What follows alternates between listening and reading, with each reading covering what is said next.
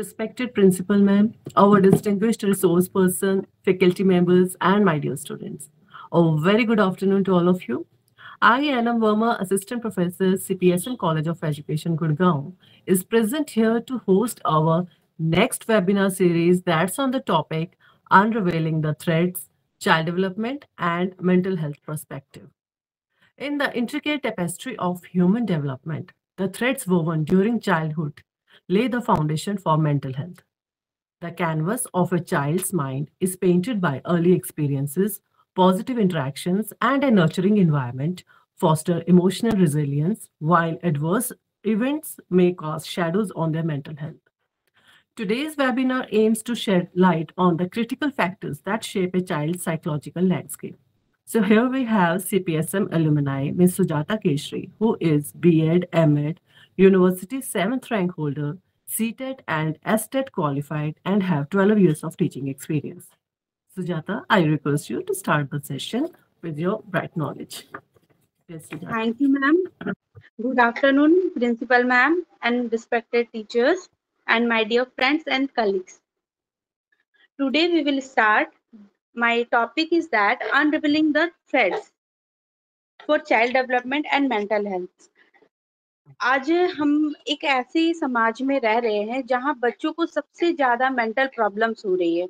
Mental health जो है इतनी ज्यादा प्रॉब्लम्स क्रिएट कर रही है, बच्चे सुसाइड कर रहे हैं। छोटे छोटे बच्चे आज कहते सुनते हिस्ट्री पढ़ने से डिप्रेशन होते हैं, ज्योग्राफी मैथ्स देखने से डिप्रेशन होते हैं। ये छोटी छोटी टर्म्स, चाहे वो सोशल मीडिया के इफेक्ट से हो, चाहे टीवी के इफेक्ट से हो, चाहे फैमिली के इफेक्ट से, बच्चे ये सारी चीजें बोलते हैं और बोलने के साथ साथ वो सारी चीजें महसूस भी करते हैं। हम लोग as a teacher, as a parent क्या कर सकते हैं? बच्चों की चाइल्ड साइकोलॉजी को धीरे धीरे हम समझ सकते हैं। हम लोग जब चाइल्ड साइकोलॉजी की बात भी करते हैं तो हमारा क्या है, ऑल राउंड डेवलपमेंट की बात आती है। ऑल राउंड डेवलपमेंट में हम लोग क्या कर सकते हैं? जैसे फिजिकल हो, इमोशनल हो, स्पिरिचुअल हो, मेंटल, ये सारी चीजों को एस्पेक्ट करके हम क्या करते हैं, चाइल्ड साइकोलॉजी को समझते हैं। और उसमें एक बहुत बड़ा फैक्टर है मेंटल हेल्थ। तो ये जो मेंटल हेल्थ है, हम लोग भी जानते हैं कि स्वस्थ अगर दिमाग हो तो वो स्वस्थ शरीर को ऑब्जर्व करता है, बहुत अच्छे से समझता है। तो सबसे पहले जो मेंटल हेल्थ है उसमें क्या प्रॉब्लम्स हो सकती है? मेंटल इलनेस आती है। एक वर्ड होता है, जैसे हम लोग बोलते हैं ना कि दिमाग, ऐसा नहीं है कि बच्चा दिमाग बीमार है, लेकिन वो दिमाग में वो फ्रेश चीजें नहीं सोच पा रहा है।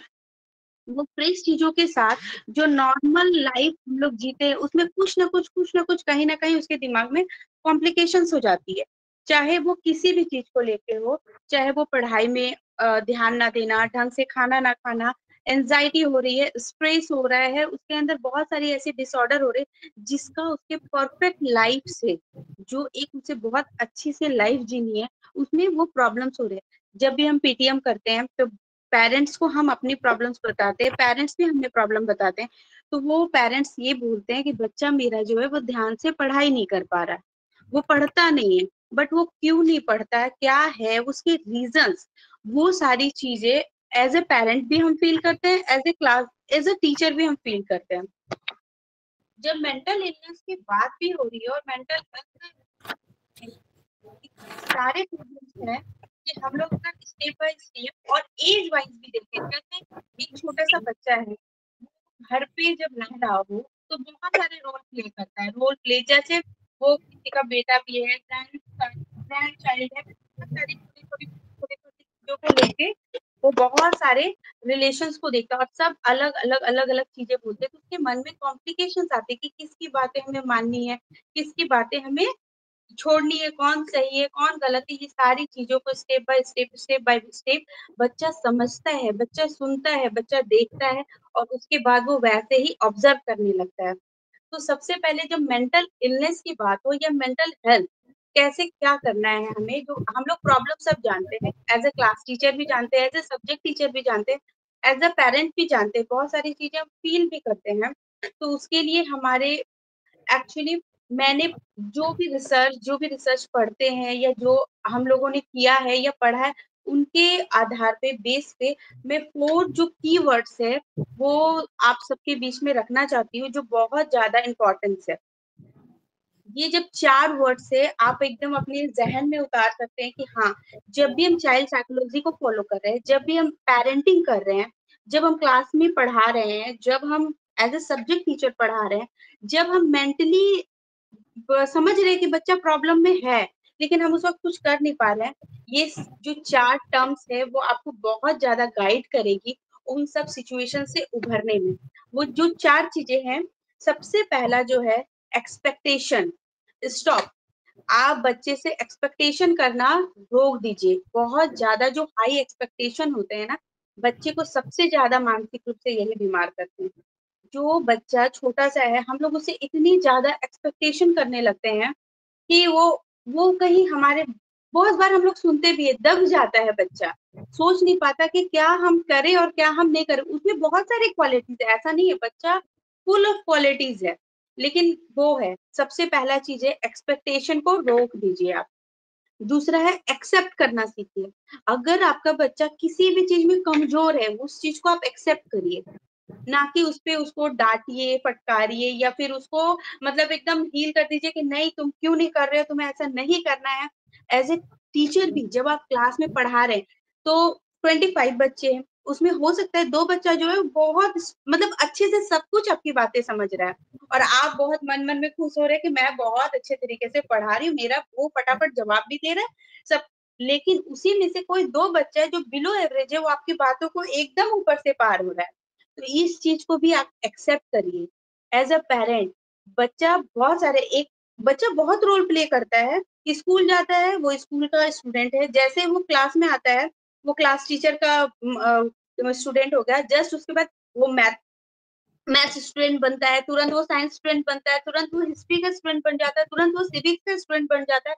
बच्चा बहुत रोल प्ले करता है और इतने सारे रोल प्ले करने में बच्चा कहीं तो चूकेगा ना। हम लोग भी बहुत सारे रोल प्ले करते हैं अपने लाइफ में और कहीं एक बार बोलते हैं ना मैं ही सब कुछ क्यों करूं, एक बार तो अपने से सवाल आता है ना, अरे मैं ही सब कुछ कर रही हूँ। बच्चा तुरंत तुरंत अपनी रोल प्ले कर रहा है, वो 7 पीरियड में कितने रोल प्ले कर रहा है और उसमें आप सब पीरियड में उससे वो एक्सेप्ट कर रहे हो कि वो एकदम परफेक्ट हो, बिल्कुल नहीं हो पाएगा। दूसरा जो है exception, something is exception in every child, कुछ तो एक्सेप्शन होगा ही, उसे भी आपको स्वीकार करना ही पड़ेगा। कोई बच्चा जो मैथ में बहुत अच्छा है लेकिन हिस्ट्री एकदम डल है, बस वो पास कर ले रहा है, किसी तरह वो हो जा रहा है, बस वो एक्सेप्शन है कि हाँ मुझे मतलब हो रहा है गड़बड़। आप अपने बच्चे को इस चीज को एक्सेप्ट कर लीजिए, अपने बच्चे के एक्सेप्शन को एक्सेप्ट करिए। और सबसे जो इम्पोर्टेंट चीज है as a teacher, as a parent, rejection से दूर रहिए। बच्चा समझता है, बच्चा सुनता है, बच्चा देखता है और उसके बाद वो वैसे ही ऑब्जर्व करने लगता है। तो सबसे पहले जब मेंटल इलनेस की बात हो या मेंटल हेल्थ, कैसे क्या करना है हमें, तो हम लोग प्रॉब्लम सब जानते हैं, एज अ क्लास टीचर भी जानते हैं, एज अ सब्जेक्ट टीचर भी जानते हैं, एज अ पेरेंट भी जानते हैं, बहुत सारी चीजें फील भी करते हैं।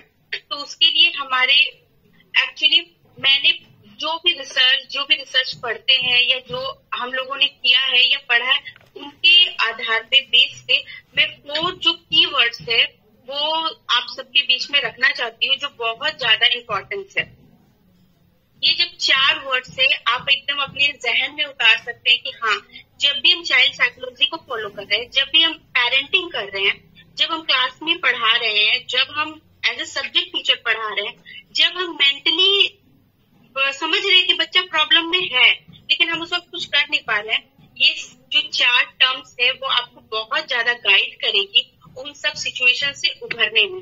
वो जो 4 चीजें हैं, सबसे पहला जो है एक्सपेक्टेशन, स्टॉप। आप बच्चे से एक्सपेक्टेशन करना रोक दीजिए। बहुत ज्यादा जो हाई एक्सपेक्टेशन होते हैं ना, बच्चे को सबसे ज्यादा मानसिक रूप से यही बीमार करते हैं। जो बच्चा छोटा सा है, हम लोग उसे इतनी ज्यादा एक्सपेक्टेशन करने लगते हैं कि वो कहीं हमारे, बहुत बार हम लोग सुनते भी है, दब जाता है बच्चा, सोच नहीं पाता कि क्या हम करें और क्या हम नहीं करें। उसमें बहुत सारी क्वालिटीज है, ऐसा नहीं है, बच्चा फुल ऑफ क्वालिटीज है, लेकिन वो है सबसे पहला चीज है एक्सपेक्टेशन को रोक दीजिए आप। दूसरा है एक्सेप्ट करना सीखिए। अगर आपका बच्चा किसी भी चीज में कमजोर है, उस चीज को आप एक्सेप्ट करिए, ना कि उसपे उसको डांटिए, फटकारिए या फिर उसको मतलब एकदम हील कर दीजिए कि नहीं तुम क्यों नहीं कर रहे हो, तुम्हें ऐसा नहीं करना है। एज ए टीचर भी जब आप क्लास में पढ़ा रहे हैं तो 25 बच्चे हैं, उसमें हो सकता है 2 बच्चा जो है बहुत मतलब अच्छे से सब कुछ आपकी बातें समझ रहा है और आप बहुत मन मन में खुश हो रहे हैं कि मैं बहुत अच्छे तरीके से पढ़ा रही हूँ, मेरा वो फटाफट जवाब भी दे रहा है सब। लेकिन उसी में से कोई 2 बच्चा है जो बिलो एवरेज है, वो आपकी बातों को एकदम ऊपर से पार हो रहा है।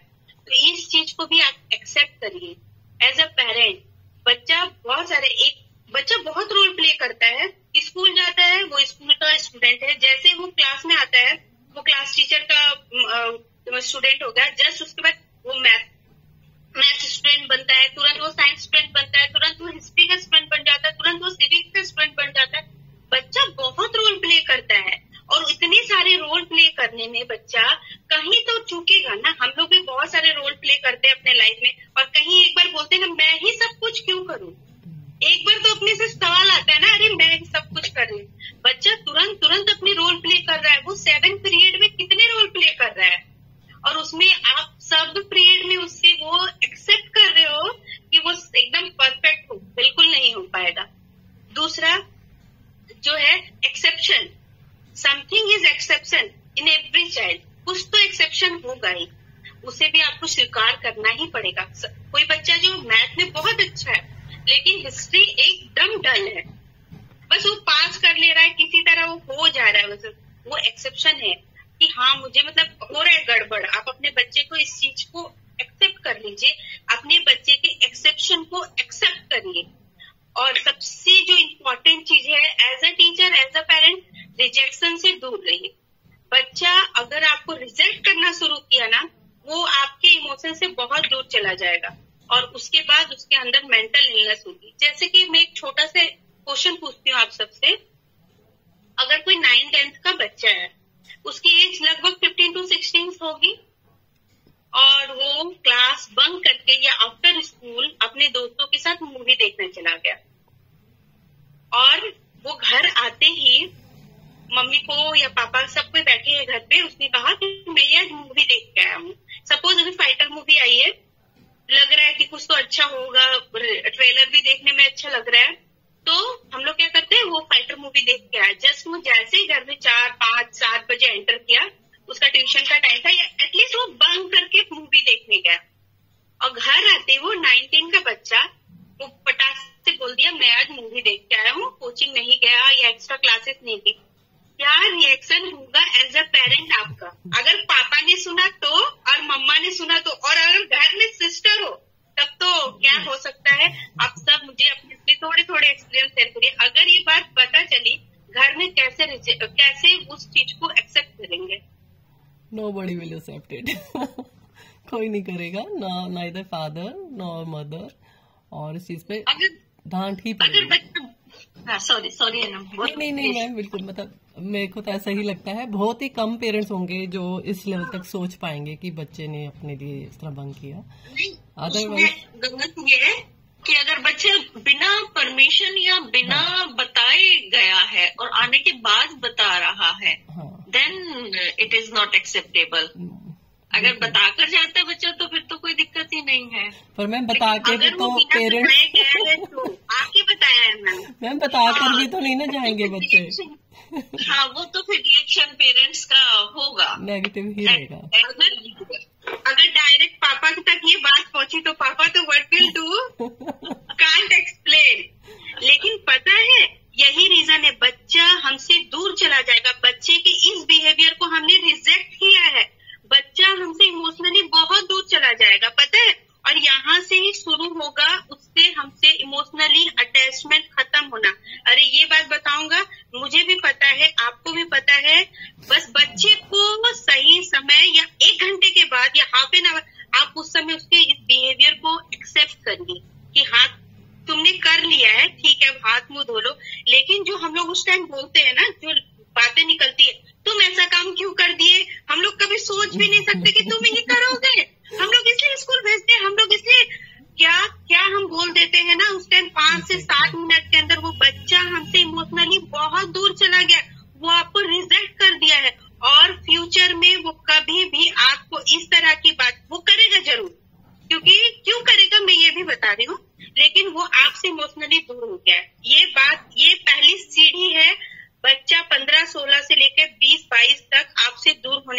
से बड़ा, और उसके मेंटल जो इलनेस, यहाँ से जो स्ट्रेस है ना, अरे मैं तो देखने गया था, पता है उसकी वाइब्रेशन ही ऐसी हो गई थी, उसका पीयर ग्रुप, अगर वो वहां नहीं जाता तो उसका पीयर ग्रुप रिजेक्ट करता ना उसको, वो कहीं तो रिजेक्ट होता ना। पर हमने तो उसको बचाना भी तो है ना सुजाता, उसको इस तरह के गलत जो एक्शन लिया। मैं वही कह रही हूँ कि 10 मिनट जो हम लोग उसको वाइब्रेशन देते हैं ना उस टाइम, जो हम लोग एकदम बहुत अच्छा बातें उसको बोलते हैं ना कि तुमने, मैं कभी सोच भी नहीं सकती कि मेरा बच्चा स्कूल बंद करके जाएगा। तो ये सब जो अपने ऊपर, जो अपना ईगो पे जो वो धमाधम हमें लगता है ना उस टाइम, और उस वक्त जो बातें हम लोग बोलते हैं ना बच्चों को, ये उसके माइंड को बहुत ज्यादा हर्ट करता है।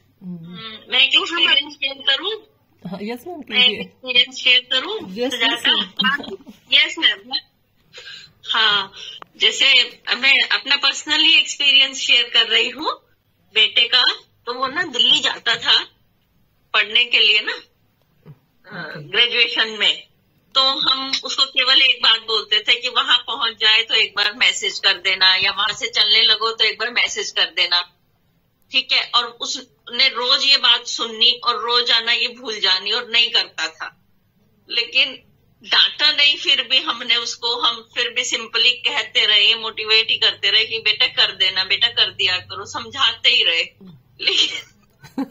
लेकिन बच्चे पता नहीं क्यों सीरियस क्यों नहीं लेते इन चीजों को। मैम अगर इसकी जगह लड़की होती ना मैम, मैं बता रही हूँ, अगर इसकी जगह लड़की होती ना, वो आपके नहीं भी बोलते ना, उसको 10 बार आपको फोन कर देती, 10 मैसेज डाल देती। इसके पीछे भी साइकोलॉजी है मैम। अगर लड़का, हम लोग बहुत गलत करते हैं लड़कों के साथ, पता है, बचपन से लड़के बेचारे बहुत दबे होते। जैसे अगर घर पे बहन हो ना, घर पे बहन हो तो बेचारा, तो वो ऐसे इसकी साइकोलॉजी, घर पे दीदी अच्छा करी, बहन अच्छा करी, तुम नहीं अच्छा कर रहे हो। क्लास में भी हम लोग देखते हैं ना कि लड़कियां बहुत अच्छा करने लगती है, फटाफट चीजों को समझती है, अपनी बातें शेयर करती है, टीचर से बहुत अच्छे से कनेक्ट हो जाती है, इमोशनली बहुत जुड़ जाती है। इसके पीछे बेचारा का ब्रेन है, साइकोलॉजी है। लड़कों की ब्रेन ऐसा नहीं है कि कोई भी, जो ब्रेन की बनावट है लड़कों की और लड़कियों की, वो डिफरेंट है। ऐसा नहीं है कि लड़के का खराब है, लड़कियों का खराब है, दोनों की डिफरेंट है, दोनों का सोचने का तरीका अलग है। नहीं, ब्रेन की बनावट तो एक ही है सुजाता, ब्रेन की बनावट में डिफरेंस नहीं है। ब्रेन की बनावट जैसे मैम मैं बता रही हूँ, ये चीज बताती हूँ, जो लड़कियों का दिमाग होता है वो वायर्ड होता है मैम, लेफ्ट टू राइट। नहीं, सिर्फ वो लड़के का भी हो सकता है मैम, वो लड़कों का राइट टू लेफ्ट होगा। नहीं मैम, वो नहीं बता रही हूँ मैम, मैं बता रही हूँ कि फ्रंट टू बैक होता है और लड़कियों का लेफ्ट टू राइट होता है। उनकी सोचने की, इमोशन, थिंकिंग बिल्कुल बिल्कुल अलग होती है। ऐसा नहीं है कि दोनों खराब है, ऐसा बिल्कुल नहीं है कि वो कमजोर है या ये बहुत ज्यादा अच्छे होते हैं, ऐसा नहीं है। फिर कभी एक और सेमिनार करेंगे। हाँ मैम, ठीक है।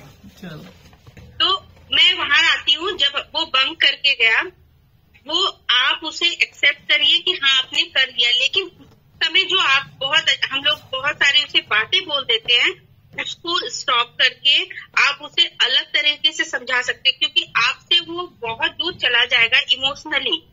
फिर उसे वो स्ट्रेस होगा, क्योंकि उसे पीयर ग्रुप, अगर वो आपकी बातें सुनेगा तो वो पीयर ग्रुप से रिजेक्ट होगा।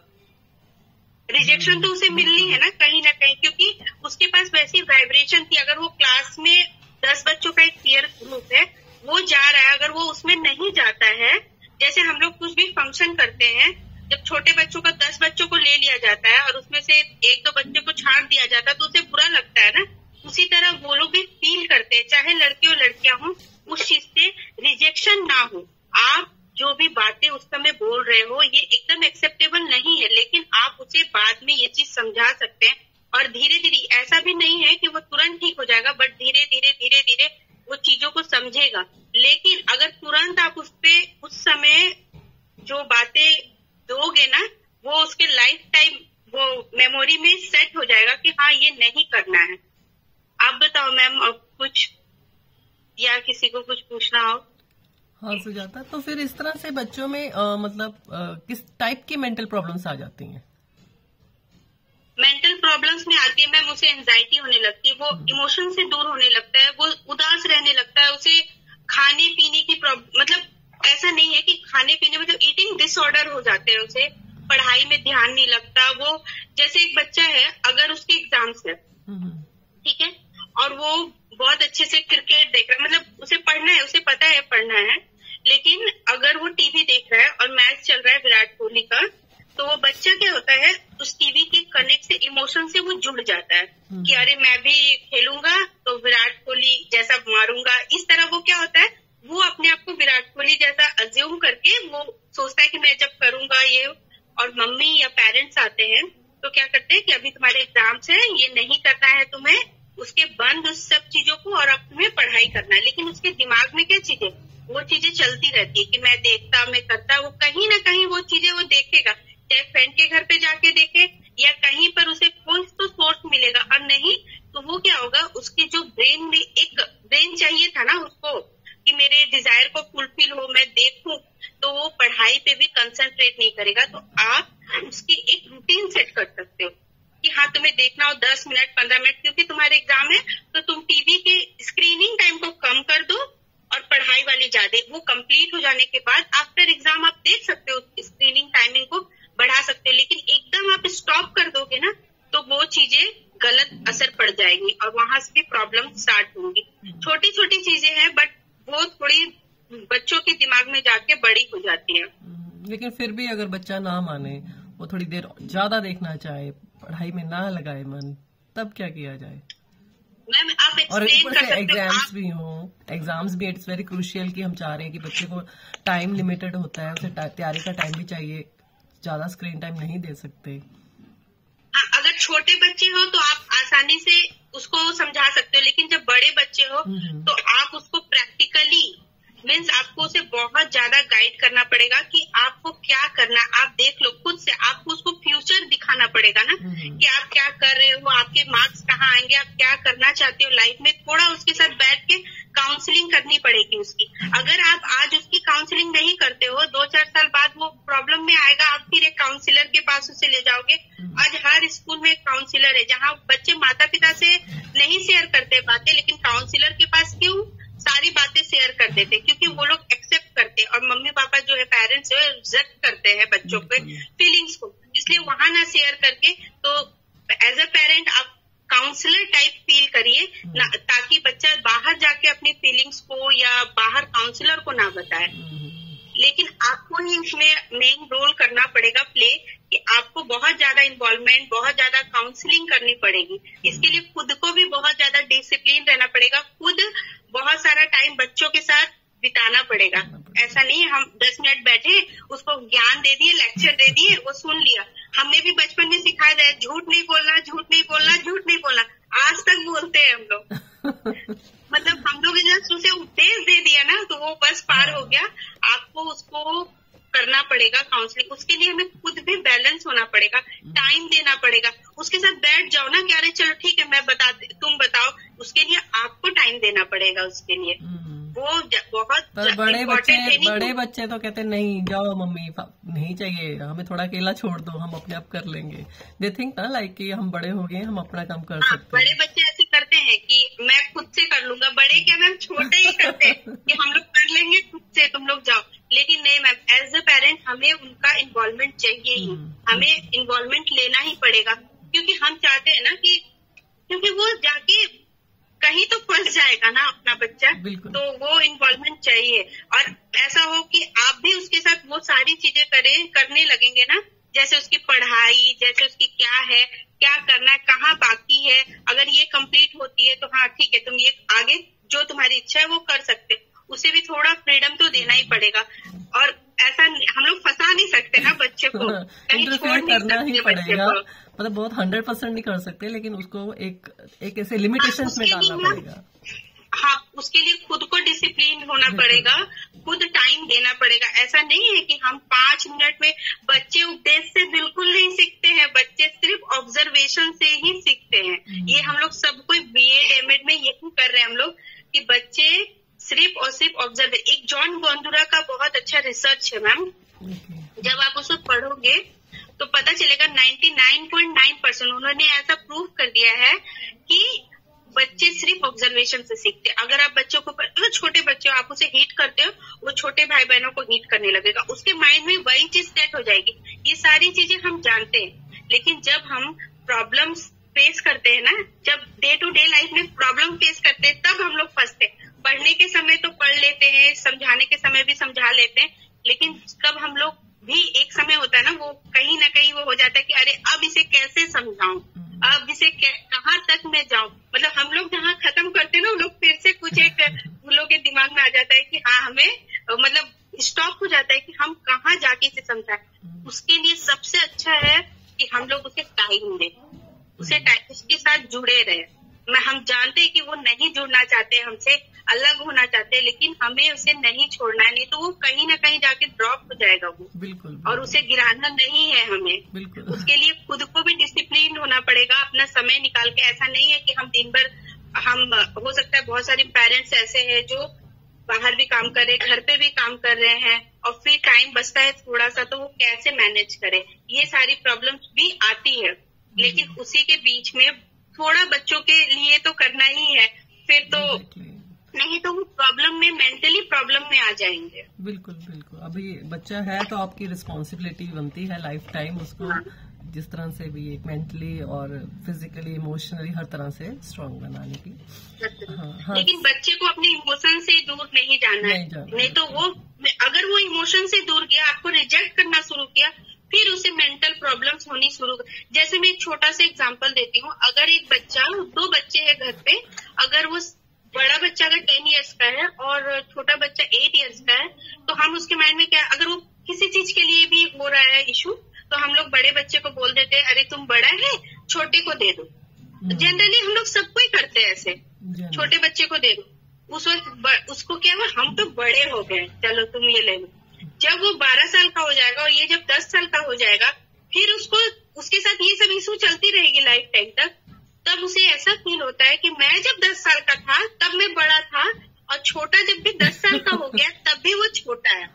ये सब कॉन्फ्लिक्ट्स घर से ही दिमाग में आ जाती है बच्चों को। बिल्कुल। तो ये सारी चीजें कि हम तो बड़े होते गए, वो 12 साल में भी छोटा है, वो 14 इयर्स में भी छोटा ही रह जा रहा है। तो ये सारी कॉन्फ्लिक्ट, जो छोटी छोटी चीजें फैमिली के अंदर भी होती है, और ऐसे क्लासरूम के अंदर भी बहुत सारी चीजें होती है। बच्चों के बिहेवियर को ना चेंज करके बच्चे के बिलीफ को चेंज करो। बिहेवियर को चेंज आप नहीं कर पाओगे, वो कहीं ना कहीं आपको फंसा देगा। बिलीफ को चेंज करो। जैसे कि अगर आप उसके क्रिकेट में बता रहे थे, क्रिकेट खेलने वाले हैबिट को अगर आप एकदम डिनाई कर दोगे ना, वो उसके अंदर दबा रह जाएगा। मैं क्रिकेट तो देख के रहूंगा, वो आपसे ज्यादा ये एग्रेसिव हो जाएगा अंदर ही अंदर। तुम जाओ किसी भी रूप में तो मैं देखूंगा। आप उसके बिलीफ को चेंज करें कि अभी तुम्हारे लिए क्या जरूरत है। मैं तुम्हें क्रिकेट खेलने से बिल्कुल नहीं मना करे, तुम्हें विराट कोहली बनना है बन जाओ, तुम जाके खेलो, लेकिन उसके बिलीफ को चेंज करो ना, कि तुम्हें अभी प्रेजेंट में क्या करना है, वो तुम फोकस करो। सबसे ये चीजें बहुत है। बिहेवियर को चेंज करने जाओगे सब गड़बड़ हो जाएगा। वो कहीं ना कहीं आपको वो आगे 1 साल 2 साल 5 साल वो कहीं ना डिप्रेशन का रूप ले लेगा, क्योंकि वो जब तक हमारा मन सेटिस्फाई नहीं होगा ना किसी चीज को लेने के लिए, मतलब किसी चीज की, जैसे मुझे पढ़ने की बहुत एडिक्शन, मैं दिन भर में अगर आधा घंटा ना पढूं तो पता नहीं क्यों ऐसा होने लगता है कि हाँ मुझे पढ़ना है। कुछ भी चाहे फेसबुक पे पढ़ लूं, चाहे कहीं पे भी पढ़ लूं, चाहे बुक या बच्चों की बुक्स, मतलब कुछ होती है ना ये, तो वो उनका एक शौक हो गया ना वो क्रिकेट। तो अगर आप बिहेवियर को, उसके शौक को आप मारोगे ना, तो वो आपके ऊपर बिलीव करना बनता है। इसलिए उसके बिलीव को एक चीज से दूसरे चीज में कैसे शिफ्ट करना है, एज ए पेरेंट और एज ए टीचर भी आप कर रहे हो, उसके बिलीव को चेंज करो। अगर हिस्ट्री पढ़ने में नहीं मन लगता है, पॉलिटी पढ़ने में नहीं मन लगता है, तो ऐसा थोड़ी है कि हम लोग क्या बोलते हैं हिस्ट्री मत ही पढ़ो, ऐसा नहीं होता है। हम लोग उसके अंदर किसी न किसी, आज हम डे टू डे लाइफ में बीएड में एमएड में यही देखते हैं कि जो बोरिंग सब्जेक्ट है, जिसको बच्चे बोरिंग बोल देते, उसे कैसे इंटरेस्टिंग वे में पढ़ाया जाए, ये हम लोग करते हैं ना। बीएड में बहुत बार हम लोग हमेशा इसी चीज पे फोकस करते हैं, जो सब्जेक्ट बच्चे नहीं पढ़ना चाह रहे हैं लेकिन पढ़ना तो है ही, तो उसे किस वे में पढ़ाना है, दैट इज कॉल्ड बिलीफ, कि हम लोग उसके बिलीफ को कैसे चेंज करें। तो बिहेवियर ऑटोमेटिक, और बच्चा जितने पेरेंट या टीचर की बात सुनता है वो किसी की बात नहीं सुनेगा। अगर पेरेंट को ही रिजेक्ट करना शुरू कर देगा, फिर वो बाहर वालों की बात सुनेगा, जो कि और बहुत घातक है, डेडली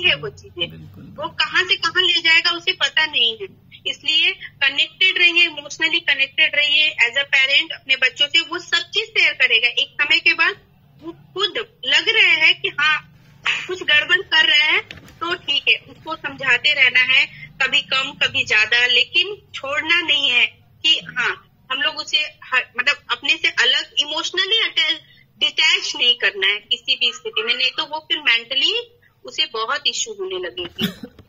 बिल्कुल बिल्कुल सही कहा सुजाता। हाँ, कोई क्वेश्चन पूछना चाहते हैं ऑडियंस, स्टूडेंट्स, फैकल्टी मेंबर्स?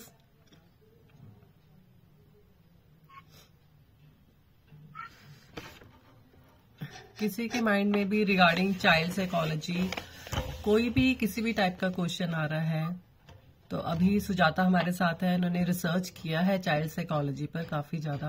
आप बता रहे थे सुजाता आपके जो सर हैं जिनके साथ आपने काम भी किया है।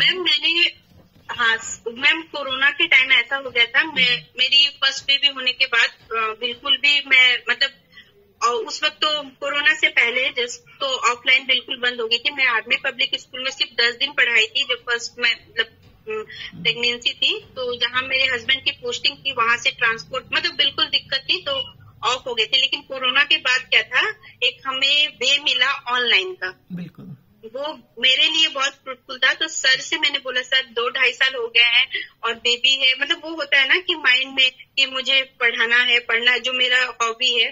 तो सर ने मुझे कहा कि मैं चाइल्ड साइकोलॉजी रिसर्च कर रहा हूँ, तो तुम उसमें लिख सकती हो, क्वेश्चंस पुट कर सकती हो, बहुत कुछ है इसमें, तुम कर सकती हो। तो फिर मैंने 2.5 ईयर और अभी भी सर जब भी कुछ भेजते हैं मैं उस पर रिसर्च, जैसे मैं जॉन बोंधुरा का कर रही हूँ, मतलब कर ली हूँ, बहुत ज्यादा नहीं पढ़ी हूँ, थोड़ी ही पढ़ी हूँ, बट उस पर करती हूँ। अच्छा, उसके बारे में बताइए, कुछ एक्सप्लेन कीजिए। कौन सर है, नाम क्या है सर का? कुमुद रंजन झा मैम। कहाँ से है ये मैम अभी वो देवघर में देव यूनिवर्सिटी में कर रहे हैं मैम, पढ़ा रहे हैं, एक्चुअली एमएड को स्टूडेंट्स को पढ़ा रहे हैं, वो टीचर है मैम, जैसे प्रोफेसर है, सॉरी प्रोफेसर है। तो अब बताइए फिर सुजाता उसके बारे में, कुछ और आपने क्या स्टडी किया, कुछ लेटेस्ट? मैम मैं जस्ट लेटेस्ट तो मैम अभी फिलहाल में यही जो चाइल्ड साइकोलॉजी के ऊपर है कि बच्चे ध्यान नहीं देते। सबसे अच्छा है कि वो ध्यान ही नहीं देते, पढ़ने में ध्यान नहीं देते। सबसे बड़ा हम लोग, मैं पहले ही बताई थी पीटीएम में जाके, यही है कि बच्चे ध्यान नहीं देते। सब कुछ कर लेते हैं प्रॉपरली, टीवी भी देख लेंगे, स्क्रीन यूट्यूब भी चला लेंगे, सब कुछ कर लेंगे, बस पढ़ने में ध्यान नहीं देते। और जो हम उन्हें खाना प्रोवाइड करते हैं वो नहीं खाना। ये सारी चीजें जो हम लोग बोलते हैं ना, चावल दाल होने चाहिए, कुछ और कुछ और कुछ और, ये सारी चीजें, अरे कुछ और क्या, हम लोग ऐसे बोलते हैं ना, कुछ और क्या। स्कूल से आते ही बच्चों का होता है अच्छा आज फिर सब्जी बनी है, फिर से सब्जी बनी है। In that case, moms have to be creative. Really, ma'am. जैसे हम लोग अब बीएड में यही करते हैं ना कि पढ़ाना, जानते हैं कि क्या टॉपिक है और इतने अच्छे तरीके से डिलीवर करना है कि बच्चे के माइंड से वो चीजें कभी भी ना जाए। मुझे याद है कि जब मैं 9th-10th में थी तो फिजिक्स थोड़ी टफ, केमिस्ट्री टफ, ये सारी चीजें क्लास में टफेस्ट मानी जाती थी उस टाइम। तो एक टीचर थे, वो ऐसे पढ़ाते थे, मतलब वो पूरे डेफिनेशन पता नहीं क्यों दिमाग में अभी तक सेट है, अभी तक भी वो लाइन नहीं जाती है दिमाग से। मेंसुरेशन या अर्थमेटिक इस तरह से पढ़ाते थे ना कि अभी जस्ट भी मुझे कोई वो एक मैथ दिया जाए ना, वो अर्थमेटिक या मेंसुरेशन से रिलेटेड अभी भी बन जाएगा। तो ये चीजें बच्चों के माइंड में बचपन में ही वो, इसीलिए हमें 10th तक 12th तक कितने क्रिएटिविटी में बीएड में करके हम बच्चों के दिमाग में बस पुट करना है, ऐसे वो नहीं कि रट्टा मार दिए, ये सब नहीं। इसीलिए तो बीएड एमएड है कि हम कितने तो उसी तरह एज ए पेरेंट घर पे भी कितने क्रिएटिव हो जाए कि वो खा ले। तो क्रिएटिव होना तो भाई बहुत जरूरी है, चाहे आपका खाने का स्किल हो चाहे पढ़ाने का। हाँ, लेकिन सब समय भी पॉसिबल नहीं है, ये चीज बच्चे भी समझेंगे। जब आप उसे 6 डेज में 3 डेज दे दोगे ना, तो 3 डेज वो नॉर्मल भी खा लेंगे, खाते हैं बच्चे, खाते हैं कि हाँ 3 दिन तो मिल गया, और वो भी खा लेंगे, 3 दिन खाते। उनको इंतजार होता है ना 2-3 दिन बाद, हाँ अब ये बर्गर बनेगा, अब चाउमीन बनेगा। ये बच्चे, ये चीज अच्छे। और ज्यादा जो छोटे बच्चे होते हैं उनको ये सारी चीजें चीजें हमें बतानी भी पड़ती है। चलो मैं यूट्यूब का हेल्प, मेरी बेटी वो ये खाना मम्मी, ये चीज उस खाना, ये बेटा ठीक है खिला दूंगी, पर एक बार देख ले वो चीज खा के कहाँ पर पेट में जाके जमेगा। ये सारी जो होती है ना, थोड़ा थोड़ा करके माइंड में ऐसा नहीं है कि बच्चा पूरा भी बोलेगा एक तो बना के नहीं दे रही, ऊपर से सब दिखा रही है, वो भी प्रॉब्लम होता है। थोड़ा करके वो माइंड में सेट हो, मतलब होता है ना कि एक बार ही हम कुछ भी नहीं दे सकते, जरा दिमाग में पुट करना है हमें, बस क्रिएटिव होना है। मैं पहले बता देती कि हम लोग को डिसिप्लिन होना है, अपने पास से टाइम निकालना है 24 आवर्स में, ताकि as a parent, as a class में भी बहुत सारी प्रॉब्लम्स होती है। जैसे एक बार क्या हुआ, मैं ट्यूशनिंग बहुत कर रही थी अभी, मतलब 3 मंथ्स पहले तक, जब मैं गुड़गांव में थी तब। तो एक बच्ची बहुत अच्छी थी पढ़ने में, बहुत ज्यादा अच्छी पढ़ने में। एक दिन आई, वो मैथ्स उसका फेवरेट सब्जेक्ट है, मैं फटाक से उसे मैथ ही दी। वो क्या, वो रो रही है पर कुछ बता नहीं रही है। मैंने कहा क्या हुआ, बहुत देर बाद बोलती है आज मम्मी ने मारा है। क्यों मारा है? मम्मा ने पोहा बना के दिया था, मुझे पोहा बिल्कुल पसंद नहीं, इसलिए मेरा आज ना पढ़ने का मन है ना मेरा कुछ भी करने का मन नहीं है। ये सब अगर मैं भी उसकी बातों को नहीं सुनती और उस वक्त उसे प्रेशराइज करती ना कि तुमको बनाना है, तुम्हें पढ़ना है, वो बच्चा और कहाँ जाता। मतलब होता है ना, उसके इमोशंस, उसके मेंटल स्टेटस क्या होती है, मम्मा ने इसलिए मारा है कि उसे पोहा नहीं खाना है, और हम लोग भी ये चीज करते हैं। तो उस समय क्या था, मैंने उसको 10-15 मिनट छोड़ दिया, ठीक है तुम पोहा से निकलो, जब तुम्हें मन करेगा कि तुमको करना है कुछ, देखो मैं तो तुम्हारे पसंद की चीजें दे रही हूँ, अगर तुम्हें मन कर रहा है तो तुम बनाओ, नहीं तो आज तुम्हारा ऐसे बैठ के तुम सबको देखो। पता नहीं क्या हुआ, 5-6 मिनट के अंदर ठीक है मैम मैं पढ़ लेती हूँ। फिर उसने अच्छे से पढ़ाई की। तो थोड़ा उन्हें फ्री भी करो, सब समय उसके दिमाग पे आप एकदम हावी रहोगे तो भी बच्चा एकदम मतलब परेशान हो जाता है ना। कितने सारे रोल प्ले करने होते हैं, जैसे डांस, अगर बहुत पेरेंट बहुत ज्यादा क्या बोलते हैं हाइपर है अपने बच्चों को लेकर, तो उसे डांस क्लास भी देते हैं, ड्राइंग क्लास भी देते हैं, कराटा भी सिखाने लगते हैं, पता नहीं क्या क्या क्या। हम लोग घर पे आते हैं, अगर वर्किंग है, पढ़ा के घर पे आए, खाना भी बनाना है, फिर ये भी करना कितने रोल प्ले करते हैं। फिर हम लोग का मन होता है ना एकदम गुस्सा टाइप का कि अरे क्या करूं। बच्चा सोचो कितने रोल प्ले कर रहा है, तो उसे तो हमसे ज्यादा झंझलाहट आएगी ना मन में, और एकदम छोटा सा ब्रेन है, अभी उसका कितना ही लोड लेगा वो। तो इसलिए जो चीजें उनके इंटरेस्ट की हो, थोड़ा उसे भी फ्री टाइम दे दो, ताकि वो भी कुछ सोच सके। सब समय उसके माइंड के पास जाके पढ़ना है, खाना है, ये क्लास वो क्लास टीचर्स भी कभी यूनिट टेस्ट, कभी ये कभी वो, बहुत सारी चीजें होती है ना बच्चों के साथ। ये सारी चीजें मेंटल को बहुत ज्यादा इफेक्ट करती है। थोड़ा मेंटल को, वो माइंड को, उन्हें भी, हम लोग भी रिलैक्स करने के लिए शांति से 10-15 मिनट बैठ जाते हैं ना, शांति से, अभी कुछ नहीं करना, बस अब छोड़ दो तो मुझे एकदम 10-15 मिनट आराम करना है। ऐसा बच्चे के साथ भी होता होगा, हम लोग से ज्यादा होता होगा उनके साथ, क्योंकि हमारे ऊपर बहुत ज्यादा कोई बोलने, और उनके ऊपर तो हम लोग सब समय ही है, इसीलिए थोड़ा उन्हें भी रिलैक्स होने के लिए छोड़ देना चाहिए। Ma'am I have a question. हाँ बोलिए। मैम मेरा बेटा ना थोड़ा हाइपर एक्टिव है, तो उसको जैसे स्कूल में क्या इशू है कि वो फोकस नहीं करता स्टडी पे। उसकी मैम की रेगुलर कंप्लेंट है कि उसको बहुत जल्दी होती है, जो भी होमवर्क होता है चाहे वो कॉपी करे या खुद से करे, उसे जल्दी से फिनिश करके उसे भागना होता है। तो मैम ऐसे मतलब कैसे अपने बच्चे को मैं समझाऊं? मैं समझाती भी हूँ कि पहले होमवर्क करो, उसकी टीचर भी बोलती है कि पहले होमवर्क करो फिर उसके बाद फन करना, बट स्टिल उसको ये है कि बहुत जल्दी में है, जल्दी से खत्म करना है, सीखना नहीं है, जल्दी से खत्म करना है और निकलना है, क्योंकि उसका इंटरेस्ट ना किसी और चीजों में है। मैम वो मतलब उसको गेम्स में बहुत ज्यादा है, उसको सिर्फ भागना होता है। मैम तो ये एक दिन में तो हो नहीं पाएगा, सबसे पहले।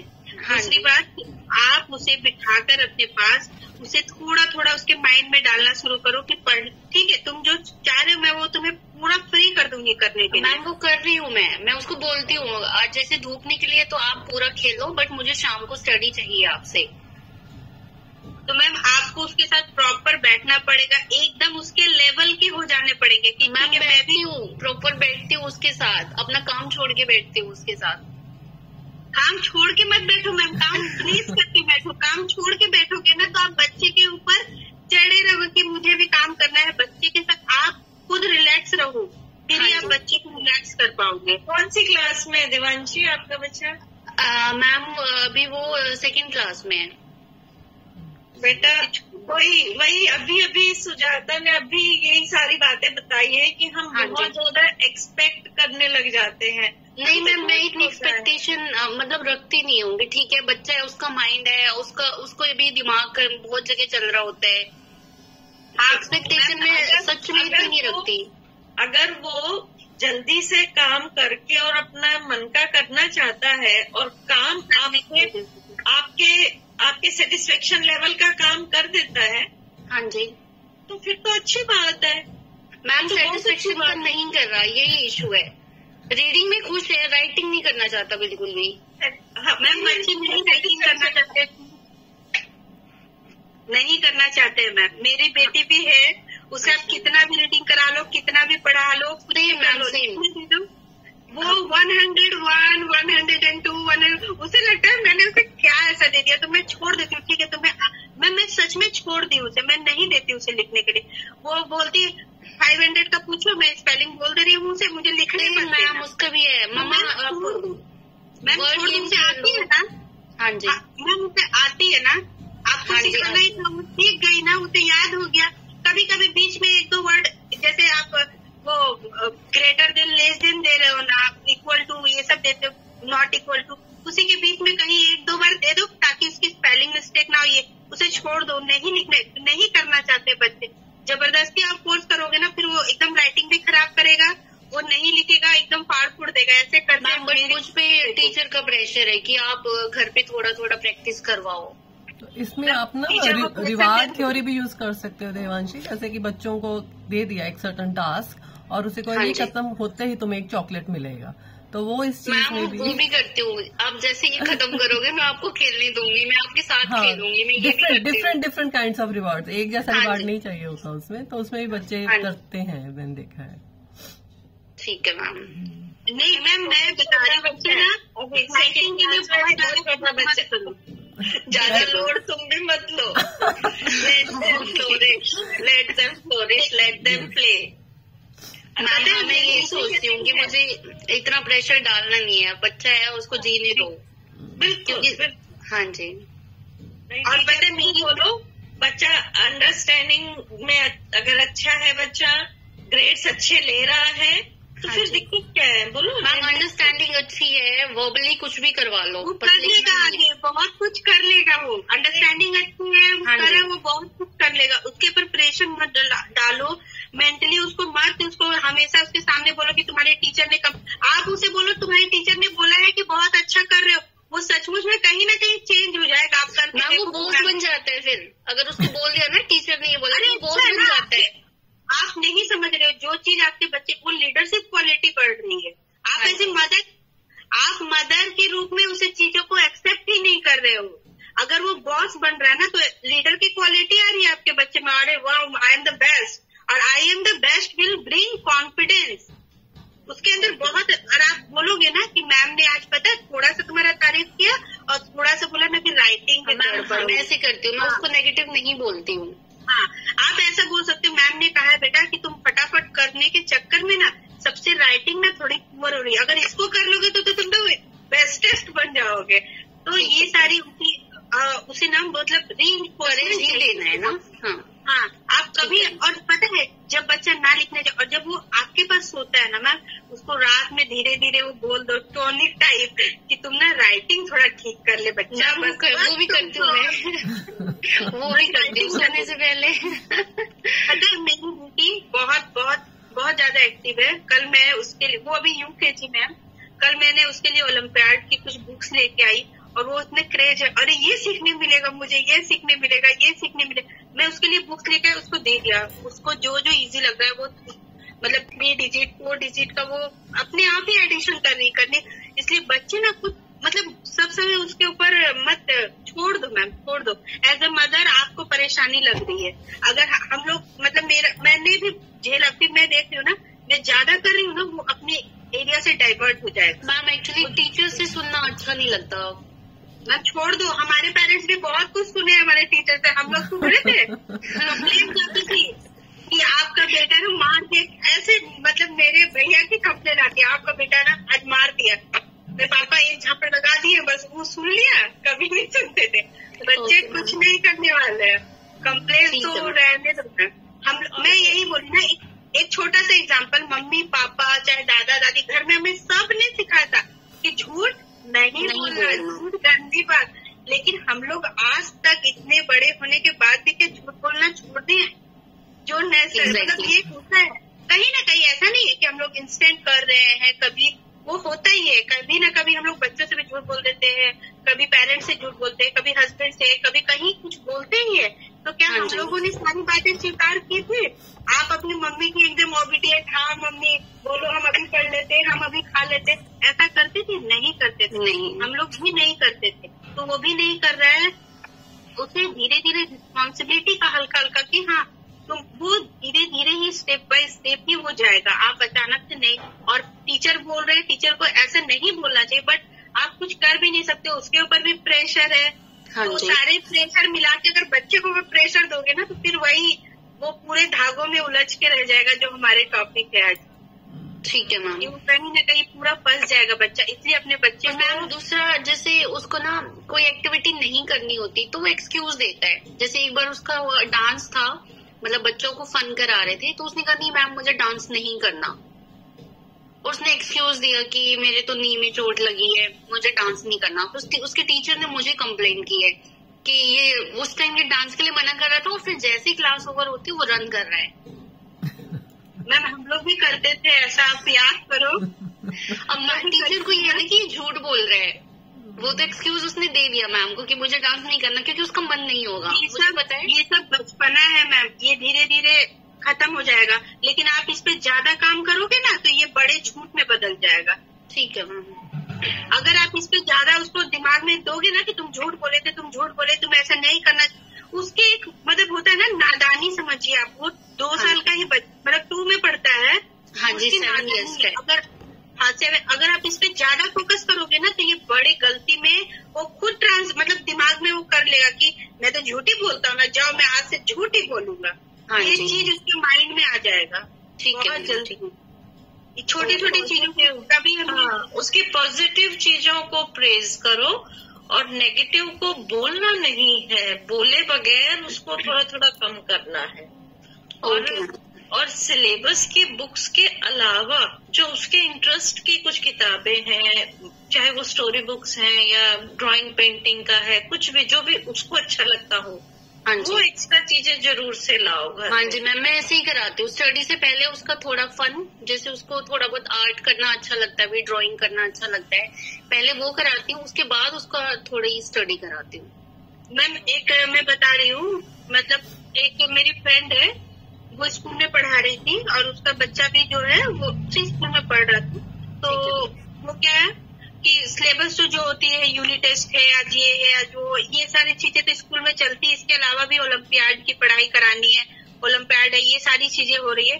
बच्चा एकदम परेशान हो गया और एज ए टीचर वो स्कूल में भी सब सुन रही है सारे टीचरों से कि आपका बेटा ना इसमें कम ला रहा है। वो एकदम परेशान हो गए। लास्ट में क्या की, वो स्कूल छोड़ दी कि मैं पूरी तरह से फोकस, मेरा ही बच्चा जब नहीं पढ़ रहा है तो मैं स्कूल में और बच्चों को क्या पढ़ाऊं, मैं अपने बच्चे को, और सिंगल मतलब एक ही लड़का है उनका, वो क्या की छोड़ दी, स्कूल छोड़ दी और पूरे अच्छे तरीके से बच्चे पे ना फोकस करने लगी। एक दिन वो बच्चा ना बहुत जोर से जब वो स्कूल छोड़ दी ना, तो उसकी मम्मी ने उसे बोला कि देख तुम्हारे चलते ना अब हम स्कूल छोड़ दिए, अगर आज तुम नहीं पढ़ाई किए ना, ये बोले ना कि तुम मुझे ये नहीं समझाई वो नहीं समझाई, तो मैं अब मेरे से एकदम वो सर से पानी, मतलब मम्मी क्या क्या बोली होगी आप सोच सकते हो। वो टीचर थी, वो अपना मतलब छोड़ के बच्चे पर पूरा फोकस करने के लिए, और ये चीज उसने उसे कह भी दिया कि मैं सिर्फ तुम्हारे लिए अपना छोड़ी हूँ नौकरी, अब तुम बढ़िया से पढ़ो। मम्मी के हिसाब से उसने बहुत अच्छा काम किया, बहुत अच्छा किया। और बच्चे ठीक है कि मेरा उसका कहना, मेरे फ्रेंड का एक ही कहना था कि मैं जब अपने ही बच्चे को ढंग से नहीं पढ़ा पा रही हूँ तो मैं पूरे 40 या 100 बच्चों को क्या पढ़ा के करूंगी, मुझे अपने बच्चे का करियर बनाना। और ये चीज वो 10 दिन बेचारा पूरा प्रेशर में आके नहीं होता है कि हाँ मुझे पढ़ना है, मुझे ओलंपियाड की भी तैयारी करनी है, मुझे ये भी करना है, वो भी करना। बच्चा एकदम पढ़ रहा है। एक दिन वो अपने पापा के पास बहुत जोर जोर से वो एकदम सीने से लग के रोने लगा तो पापा ने कहा कि कुछ होता है ना, बच्चे को पेट दर्द हो रहा है, बच्चा एक्सप्लेन नहीं कर पाता, बच्चे के कान दर्द होते हैं, वो एक्सप्लेन, पापा मेरा ना बहुत अंदर अंदर माथा ना दुखता है, ऐसे बोल रहा था, वो माथा ना दुखता है पापा। तो उसके पापा ने कहा क्या हुआ? पापा समझ नहीं आता, स्कूल का पढ़ाई करे कि मम्मी का बात सुने कि हम क्या करें, हमको ना कुछ समझ नहीं आता पापा, हमको ऐसा लगता है कि हम सुसाइड कर लें। 3 क्लास का बच्चा है, 3 क्लास का बच्चा, आप सोचिए, मैं इसीलिए बोल रही हूँ, आप अपने बच्चे पे 3 क्लास का बच्चा है और वो अपने पापा को ये लाइन बोला है कि अंदर माथा दुखता है, समझ नहीं आता है क्या करूं, लगता है सुसाइड कर लूं, नहीं तो पढ़ाई नहीं करूंगा ना, मम्मी का नौकरी भी गया, मैं भी फेल हो जाऊंगा, सब खत्म हो जाएगा, मैं सुसाइड कर लूंगा। प्रेशर क्या था, मैं इसीलिए सोचती हूँ कि मेंटली बच्चा कहाँ उलझा हुआ है, कहाँ उसके माथे में, स्कूल में भी बहुत प्रेशर देते हैं, एज ए पेरेंट भी हम लोग, बच्चा कितना झेलेगा, कितना लोड लेगा, आप सोच के देखो ये लाइन कहाँ तक, और हम सब पेरेंट के ऊपर ये लागू होता है। भले हमारा बच्चा वो वर्ड नहीं बोल पाता होगा या बच्चा समझ नहीं पा रहा होगा हमें क्या करना है, लेकिन कहाँ तक बच्चा का दिमाग गया कि अब घर में सब खत्म हो गया, अब हमें भी नहीं खत्म हो जाना है। वो रिस्पॉन्सिबिलिटी उसके ऊपर आ गई, उस बच्चे ने अपने पे ले लिया। बच्चे को समझ नहीं आ रहा है, बच्चा समझ, वो पूरा मतलब एकदम उलझा हुआ है ना कि मैं करूँ तो अब क्या करूँ, मैं पढ़ूं कि मैं ना पढ़ूं, समझ में भी नहीं आती है। वही बात आपने जो पहले बताई सुजाता कि एक्सपेक्टेशन नहीं करना है, जो आपने स्टार्टिंग में कहा है ना, और एक्सेप्ट करना है।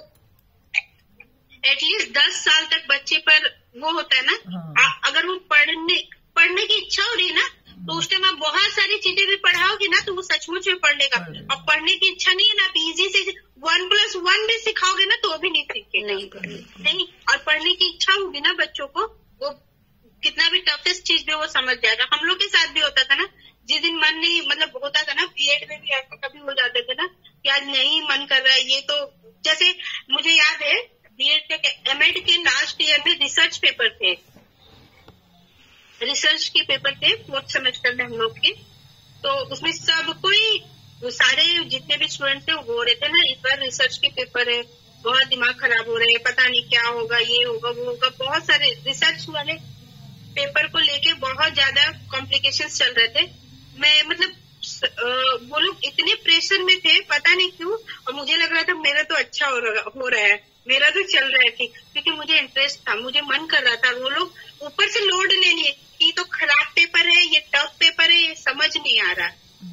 तो लोड को कम करना है, मेंटली कम करना है इन सब चीजों को बच्चे के ऊपर से। बिल्कुल बिल्कुल ठीक कहा आपने। और वैसे बच्चों को भी हमें इमोशनली रिजिलियंट भी बनाना है कि लाइफ में सेटबैक्स मिलेंगे, चैलेंजेस आएंगे, तो उसको कैसे हमने एडवर्स जो सिचुएशंस को कैसे क्रॉस करना है, कैसे हमें अपने इमोशनल बैलेंस को मेंटेन करना है, ये भी बचपन से बच्चे में थोड़ा थोड़ा इनकलकेट करना बहुत ही जरूरी है, ताकि वो आगे की लाइफ छोटी छोटी सी रिस्पॉन्सिबिलिटी भी उसके दिनचर्या में ऐड कर सकते हैं आप। छोटी छोटी, ऐसा नहीं है, जरा जरा सा कुछ भी उसके दिनचर्या में आप डेली रूटीन में वो ऐड कर सकते हैं कि आज तुमने ये कर लिया, ठीक है, ये काम तुम सीख गए, ये काम मैं नहीं भी रही तो ऐसे चेंज करना है, ये सारी चीजें उनके अंदर थोड़े थोड़े दिमाग में भटके ही रहना है। लेकिन नेगेटिविटी कभी भी, मतलब उसके पास पॉजिटिव, जो हम लोग घर पे भी बहुत सारी चीजें ऐसा बोल देते हैं जो हमें नहीं बोलना, कि बच्चा सीख जाता है। बट मैंने कहा ना, जो हम करते हैं वही सीखते हो। एज ए टीचर भी कभी कभी होता है ना, क्लास में कोई टीचर बहुत अच्छे होता है, बहुत अच्छे, और उसके जाने के बाद कोई एक स्टूडेंट जो होता है वो वही टीचर बन जाता है और फिर पढ़ाने लगता है, तो उसके अंदर वो चीजें आ जाती है। और कोई बेकार टाइप, मतलब क्या बोलूं, जो बोरिंग टाइप टीचर आते हैं ना, खड़े होके बस ऐसे रीडिंग करके चले गए, तो उसकी भी नकल खूब उतरती है। ये तो ऐसे ही, ये सब हम लोग खुद अपनी लाइफ पे किए हैं। हम लोग भी जब छोटे थे तो अरे ये आज मतलब टफ लग रहा है, इसे नहीं करने का मन था। बच्चे भी ऐसे ही है, वो भी। और हम लोग के ऊपर इतना प्रेशर भी नहीं था, आज से 20 साल पहले इतने ज्यादा, मतलब हम लोग, मैं पहले ही जो था, एक्सपेक्टेशन कम कर दीजिए, नहीं करिए, वो अपने आप डेवलप्ड कर जाएंगे वो। स्टूडेंट्स, किसी और का कोई question?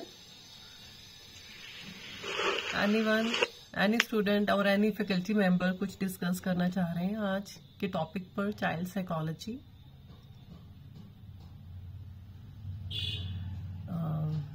So ma'am child psychology पे तूने एक वैसे पूछना था। हाँ जी पूछिए। मैम जैसे मैं अभी जॉब जाता हूँ सुबह 9:30 बजे और 7 बजे तक मैं घर आ जाता हूँ, 7 साढ़े 7 तक। अब मैम मेरे को ये टीजीटी साइंस वाले की तैयारी करनी है, लेकिन घर पूरे दिन ऑफिस में ही रहता है, घर जाके पढ़ना है, घर जाके पढ़ना है, और घर पे आके पढ़ाई नहीं जाता। कभी मूवी देख लो, रोज का ये हो रखा है। मैं पता नहीं कैसे बैठू बुक लेके, वो समझ नहीं आ रहा। मतलब पूरे दिन तो ऑफिस में टेंशन है, पढ़ना है, और घर पे जाके पढ़ाई नहीं होती, और ये साइकिल रिपीट हो रही है डेली। इसमें क्या करूं मैं? पहले ना मतलब आपने अपनी रूटीन तो सेट, मतलब आप मेंटली है कि मुझे करना है कहीं से माइंड का एक कोना में वो सेट है कि मुझे ना ये काम करना है, लेकिन कर नहीं रहे हैं। हाँ, ये इशू है ऐसे। बस यही है कि मुझे करना है बट हम कर नहीं रहे, क्योंकि आप अभी एक जॉब में हो ना, इसलिए जब वो छूट जाएगी ना तो आपको अपने आप लगेगा कि कुछ तो करना ही है। नहीं मैम, जॉब तो नहीं छोड़ सकते ना। हाँ, तो जब आपको ये समझ में आना चाहिए कि वो जॉब भी बहुत जरूरी है, जो आप मतलब छोड़ नहीं रहे हो और कोई एक और लेना चाह रहे हो, इसके लिए मतलब आपको जो मिल रहा है वो भी चाहिए, जो मतलब और भी चाहिए, तो उसके लिए आपको डबल करना भी पड़ेगा ना। तो वही तो क्वेश्चन करूं कैसे मैं? करना तो आपको ही है, आपको अपनी डेली रूटीन सेट करना है, क्योंकि आप अपनी रिस्पॉन्सिबिलिटी समझ रहे हैं, और एक्स्ट्रा चाहिए, बहुत ज्यादा अच्छा चीज चाहिए तो आपको मतलब डबल ट्रिपल पता नहीं कितना आपको उसके पास देना ही पड़ेगा। आप अपने नींद को थोड़ा कम कर सकते हैं। आप नींद को कम करना ऐसा नहीं है, अगर आप स्क्रीन टाइम शेयर करते हैं। सोता तो वही 11-12 बजे ही हूँ, लेकिन वो पढ़ाई नहीं हो पाती, बाकी सब हो जाता है। 3-4 घंटे पता नहीं कैसे निकल जाते हैं डेली। बस पढ़ाई के अगर पढ़ने बैठूंगा तो नींद आ जाएगी 8 बजे, वरना क्या कहते हैं। मोबाइल लेके बैठते हो सर, मोबाइल लेके बैठते हो, मोबाइल हो गया, लैपटॉप हो गया, तो मैं बताऊं सबसे पहले क्या करूं? जब भी पढ़ने बैठो ना, चाहे आप 9 बजे पढ़ने बैठ गए, उसी समय मोबाइल को बंद करना, स्विच ऑफ, और अलमारी में डाल देना, और भूल जाना कि मोबाइल है, नहीं तो नोटिफिकेशन आएंगे और देखते रहोगे, फिर वो हो गया। आप आपका नाम बताएं, कौन बोल रहे हैं? आकाश बोल रहे हैं? अक्षय मैम, अक्षय। अच्छा अक्षय, क्या एज है आपकी? मैम मैं जस्ट अभी 25 का हुआ हूँ। ठीक है बेटा, अभी आप 25 के हैं। मेरे 2-3 चीजों का जवाब दें। आप कितने घंटे सोते हैं? मैम मैं अराउंड 7 घंटे। ठीक है, हमने मान लिया 8 घंटे की आपकी नींद है। जॉब के कितने आवर्स हैं आपके? मैम आने जाने और जॉब के ये मान लो आप 10 घंटे हैं। 10 घंटे, ठीक है। 10 + 8 कितना हुआ? 18। टोटल आवर्स है हमारे पास 24। Yes ma'am. ठीक है, 6 अभी भी बच गए हैं। जी मैम। सोना और जॉब के अलावा आप 3 घंटे आप रेस्ट और खाना पीना और एंटरटेनमेंट 3 घंटे और भी आप निकाल दें। इसके बावजूद भी 3 आवर्स यू स्टिल हैविंग है। Yes ma'am. सबसे पहली बात है, आपको अपना एक टाइम टेबल बनाना पड़ेगा। Yes ma'am. उस टाइम टेबल में आपने 3 घंटे अगर एंटरटेनमेंट के निकाल दिए ना, आप 3 घंटे खूब टीवी देख लें, पिक्चर देख लें, कुछ भी कर ले, लेकिन जो 3 घंटे आपने पढ़ाई के सेट किए हैं वो आपको सेट करने पड़ेंगे कि मुझे इतने बजे से इतने बजे तक मुझे पढ़ना ही है। टाइम टेबल तो 2-3 बार बना लिया, फॉलो ही नहीं हो पाता। टाइम टेबल को बनाकर आप अपने रूम में लगा लो, अलमारी के लगा लो उसको, and adhere to that time table. अभी जो आपकी एज है ना बेटा, यस मैम, यही एज है, आपके पास यही 5-7 साल है। इसके बाद आपके पास टाइम नहीं होगा इस तरह का कि आप, this is the best period you are having with you. मैं खाना बनाना पड़ता है आपको? No ma'am. कपड़े धोने पड़ते हैं? No ma'am. आयरनिंग करनी पड़ती है? No ma'am. ठीक है बेटा, अगर 3 साल के बाद इफ यू गॉट मैरिड ना, तो आपकी जिम्मेदारियां बहुत ज्यादा बढ़ जाएंगी। This is the best period of the life अभी जो आपका चल रहा है। तो इसमें अगर आप अपने आप को डिसिप्लिन कर लेंगे ना, तो आपके आगे आने वाली लाइफ बहुत बढ़िया रहेगी। सिंपल एक काम करना है, दोबारा से आप टाइम टेबल बनाएं, अपने रूम में लगाएं। अगर आप मॉर्निंग में 1 घंटा भी दे देते हैं अपनी पढ़ाई को, 9 बजे निकलना है ना अपने, 9 बजे निकलना मैम, आप 7 से 8 का टाइम दे दें या 6 से 7 का टाइम दे दें या 5 बजे उठिए बेटा, 5 बजे उठकर 5 से 6, लेकिन वो टाइम ऐसा हो कि आपने फिर इधर उधर झांकना भी नहीं है। मैं तो बता रही हूँ, सबसे बड़ा आपको डिसिप्लिन करना होगा कि मुझे ये जो 1 घंटा मैंने दिन में, आप 2 बार अपने को पढ़ाई का टाइम दें, मॉर्निंग में 1 घंटा और इवनिंग में 2 घंटे, लेकिन वो टाइम ऐसा हो कि उसमें कुछ भी नहीं करना, आपने सोचना भी नहीं है पढ़ाई के अलावा, क्योंकि पूरे 24 घंटे को हमने डिवाइड कर लिया है सब चीजों के लिए। बहुत अच्छे से टाइम देने के बावजूद 3 घंटे आप बड़े आराम से निकाल सकते हो। और सबसे मैं पहले ही बताई थी ना, किसी भी काम को करने के लिए खुद पे डिसिप्लिन होना चाहिए। खुद ये देखो, एक बहुत अच्छी बात कही आपने अक्षय, कि आपको ना एहसास हो रहा है, आप अपनी प्रॉब्लम को पकड़ पा रहे हैं कि मैं करना चाहता हूँ और मैं कर नहीं पा रहा हूँ, वरना तो बच्चों में ये एहसास भी नहीं होता है कि उन्हें करना है। एटलीस्ट आप एक स्टेप ऊपर हैं कि आपको ये एहसास है कि आप करना चाहते हो लेकिन आप कर नहीं पा रहे, and you are putting forward your problem, you are trying to seek the solution of this problem. तो ये बहुत अच्छी बात है कि आपने ये पकड़ लिया है कि आप कर नहीं पा रहे। इसका अब सोल्यूशन यही है, फिर से आप टाइम टेबल बनाएं और उसको अडेयर करें। जी मैम, आज ही अभी बनाकर वॉल पे चिपका देता हूँ पहले। यस, बिल्कुल। अपने दीवार को, अलमारी को गंदा करो भले ही, उसके ऊपर लिख लो अपना एम कि मुझे ये क्रैक करना है, ये मेरा एम है। और ये बेटा मैं पर्सनल एक्सपीरियंस से बता रही हूँ। जी मैम।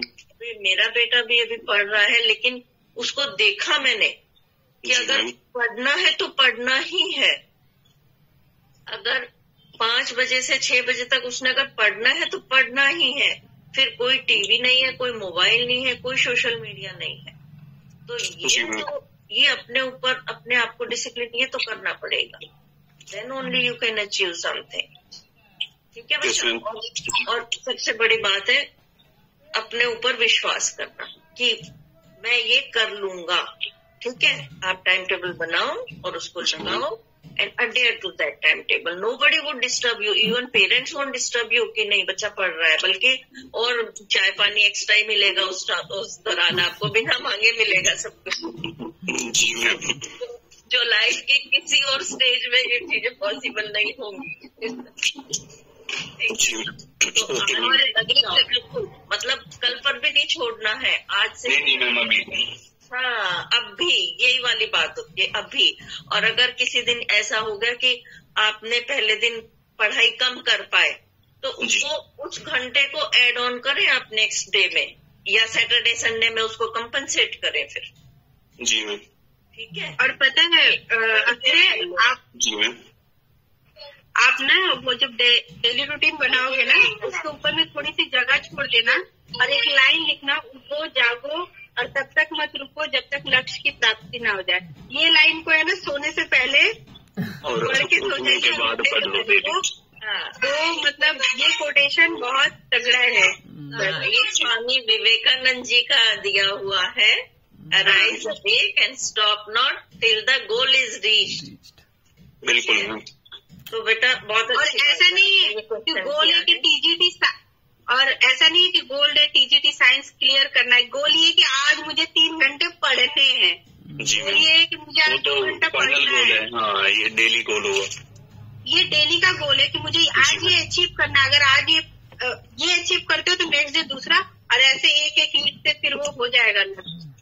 जी और इसको तो अपना लिख लो सामने दीवार पर ना, जो आपको रोज नजर आए, डेली नजर आए, टीजीटी या पीजीटी साइंस जो भी आपका है ना, सीटेट, उसको आप बिल्कुल वो दिखना चाहिए आपको। दिन में कम से कम 4, 5, 6 बार दिखना चाहिए। वो एक रिमाइंडर है आपके लिए that you have to achieve that. बिल्कुल मैम। ठीक है, चलो बहुत अच्छा किया अक्षय ने, बहुत अच्छा क्वेश्चन पूछा है ये। और कोई स्टूडेंट कोई क्वेश्चन पूछना चाहते हैं?